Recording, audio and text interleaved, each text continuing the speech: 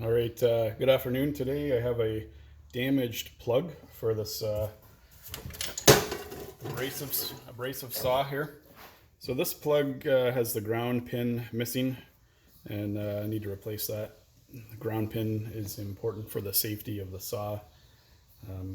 If anything were to short out to ground on the saw, without that ground pin connected to your receptacle, you could get a shock from touching the metal part of the saw. So it's always good to replace your worn out plugs. I'll step through the video here on the process of how to change a worn out plug. You need to buy a 3-prong replacement plug end, and we'll cut this one off and mount this one. To get started, we'll just use some pliers to cut that off. So inside the plug you have 3 conductors, a ground, a neutral, and a hot. And the idea here is you want to strip back some of the outer sheath and not cut into the insulation of the individual conductors. So to do that, what I tend to do is I'll use a sharp knife and I'll just kind of score the outer sheath, not actually press and cut all the way through. So I've scored it, and then you bend it, and you keep bending it until it tears. And you can see how that just tears off. And there you've got stripped the outer sheath away without damaging any of the insulation coverings on the individual conductors. So when you're putting this end on here, you don't want to have too much excess material, so that's pretty good. We'll probably end up stripping back these individual conductors and then trimming the end to suit. To get started here, we'll take this plug apart. Whoops.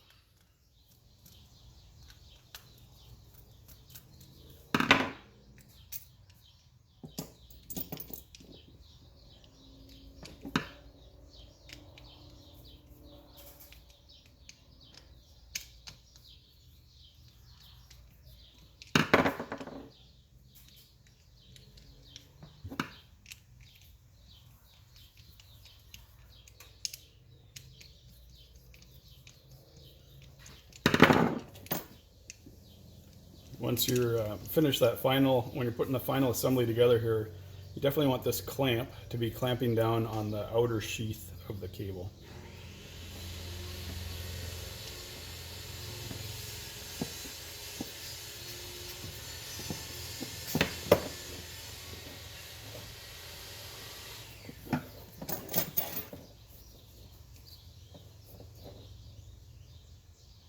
This looks like it's about 16 gauge wire, so I'll use my 16 gauge wire stripper here.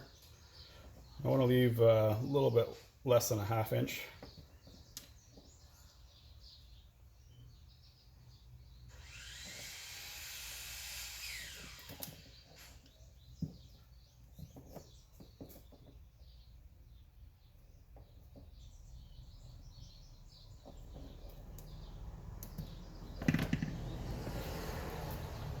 Twist those copper strands together tight. You want to pay attention to see if there's any loose strands sticking out. See, like there's a loose one there that just fell off, so that's good. You don't want any loose strands or stray strands sticking out that might cause a short inside the plug. Okay, so I mentioned there was a hot wire and a neutral and a ground. And on your plug here, so you got the green screw is the ground for the ground prong. And you'll have a brass and a silver. So brass and a silver colored screw. The brass always gets the hot black wire, and the silver gets the neutral. That makes sure that the polarity is correct. So your hot is usually the wire that goes to the switch first, to minimize the exposure of the hot circuit throughout the tool. So this gets switched first, and then the motor then return to complete the circuit. Okay, so I'm just going to trim. If you look at here, we're basically going to have this placed onto here, these wires like that. I'm going to trim the copper so that it's just fitting into the screw terminal clamping area without too much excess.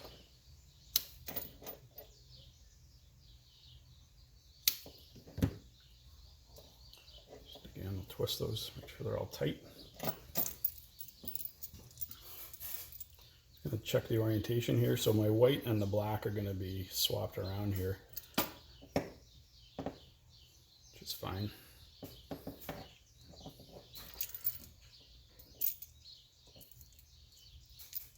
I'm going to put the ground on first. So you look for the ground clamp, get it in there, no stray wires. Do not clamp on the insulation. If you can see it, just a little bit of copper, that's ideal. You don't want to clamp that screw down on the insulation of the wire. You want all the clamping force to be on the copper. Just like that.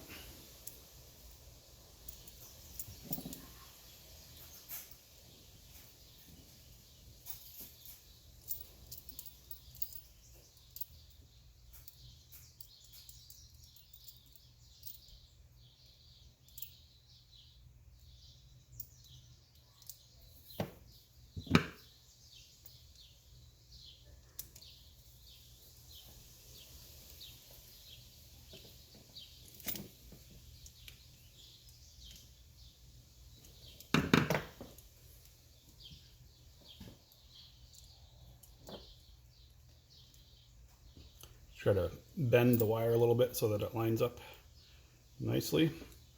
Again, take a close look to make sure there's no stray copper strands. Once you're happy with that, start tightening down the screw and just be sure not to clamp on the conductor insulation material. Okay, so we have all three connected. Looks good.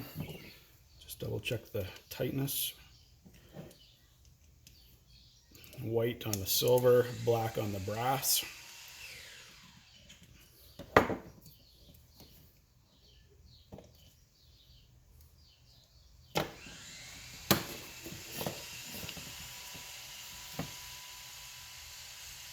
Just want to check the orientation here and make sure you're lined up with the way the plug came apart.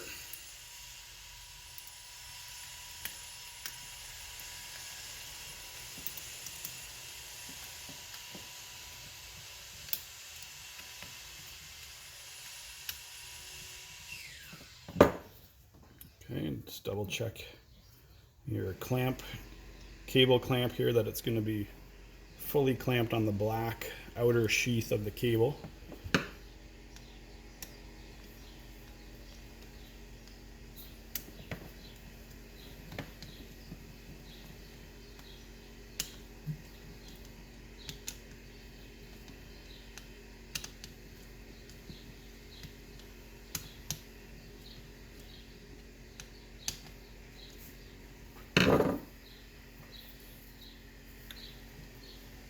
Okay, it's nicely clamped down, nice and tight, and good to go.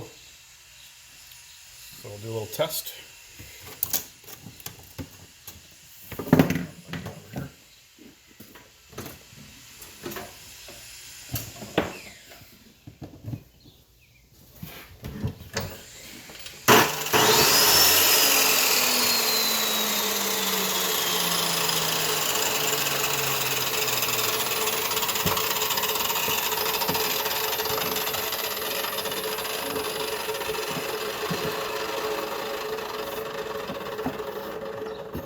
Okay, so there you have it. If you have a 3-prong plug that's damaged, obviously go for a 3-prong replacement plug. If you have a 2-prong, you can get 2-prong without the ground as well.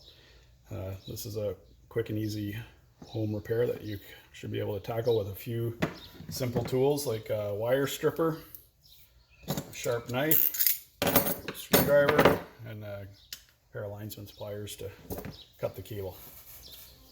Thanks a lot for watching. Don't forget to press like and subscribe. Helps the videos get traction.